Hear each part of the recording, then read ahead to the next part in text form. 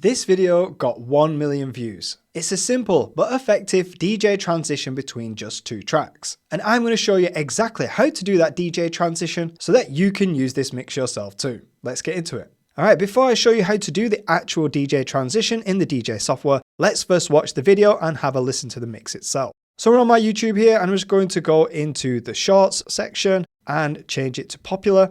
And this one here, the most popular video that I have is the DJ transition I'm going to show you. And you can see here it's got 350,000 views just here on YouTube Shorts. And the rest of the million views are across the other platforms such as Instagram and TikTok. Let's click into this and have a watch.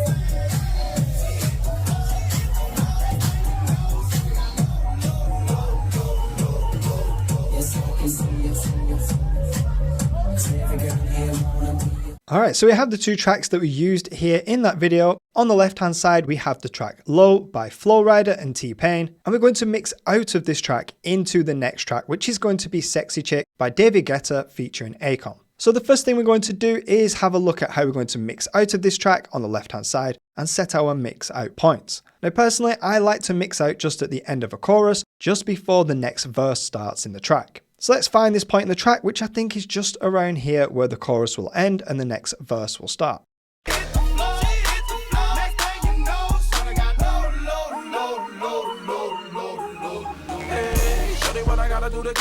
Alright, so it's just there where the chorus ends and the next verse starts. So I'm going to bring it to this point and just set a hot cue. This is going to be the hot cue that we want to be mixed out by. Now I like to colour my hot cues blue and my mix out points, that's just a personal preference. Now to make sure we get our timing right in our mix, we need another hot cue, which is going to be 32 beats before this point. Now from here what we can do is change it to beat jump setting on our DJ controller, which will open up these here. And I'm going to beat jump back in the track which is left 32 beats.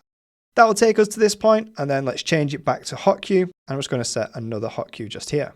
This first hot cue is going to be our timing hot cue, which lets us know to start our mix. And then we have 32 beats in between these two hot cues to do our transition and be mixed out of the track by hot cue F, which is the second hot cue. What I'm also going to do is just put a bit of echo at the end of this track so it tails off nicely into the other track. It's just going to be a 1 beat echo, and that would sound like this.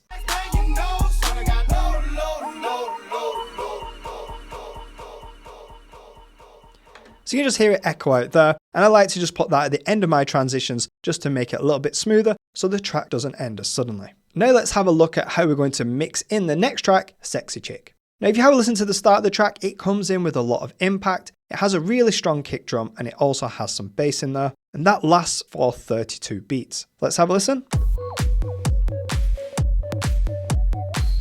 So as you can hear there, that's quite a recognisable start for a lot of people, and it has a lot of impact. Then after 32 beats, the vocals come in. Yes, I can see you. So what we're going to do is use them 32 beats to mix over the top of the other track. Now often what I like to do, and what you see me do in that video, is use a 32 beat loop intro. This is basically where I just set a 32 beat loop at the start of the track, and it started there, and also save this in my hot cue bank. So now if I press hot cue A, it will start that 32 beat loop.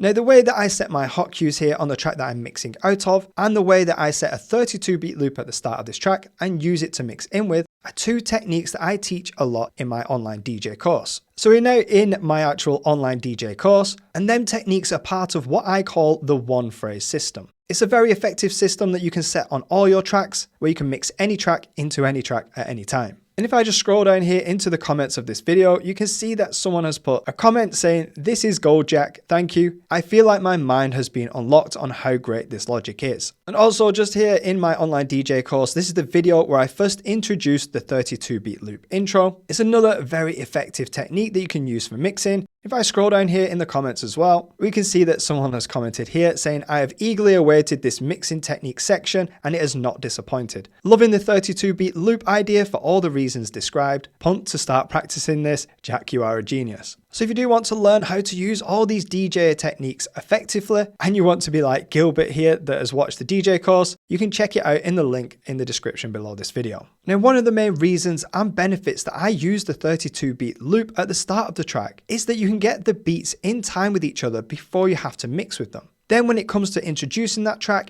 you can be confident that the beats are already in time and bring the track in on the one at full volume. This is instead of pressing play and when you start to mix, then getting the beats in time with each other and start mixing, takes a little bit longer and you can't bring the track in confidently on the one. So let me explain. So let's take this loop off and delete it. And with the same timing, let's mix these two tracks together just as we would do normally. When it gets to the first hot cue, I'm going to press play on this track on the right, get my beats in time, and then slowly start to introduce the track. Let's do that mix.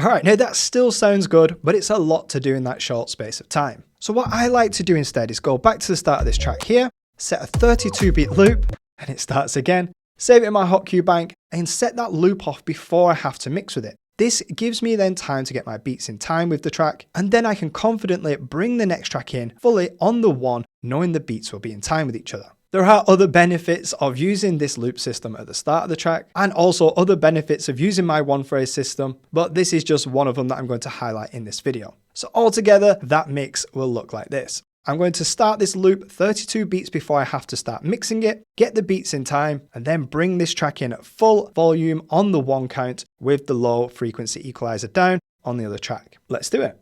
She threw it back at me, I gave her move. Cash ain't a problem, I know where it goes. She had them boots with the fur.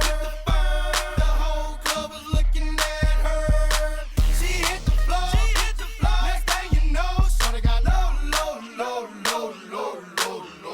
Them baggy sweatpants and the Reeboks with the straps. Turn around and get that big booty and slam. She hit the floor. Next thing you know, shorty got low. Yes, I can see you.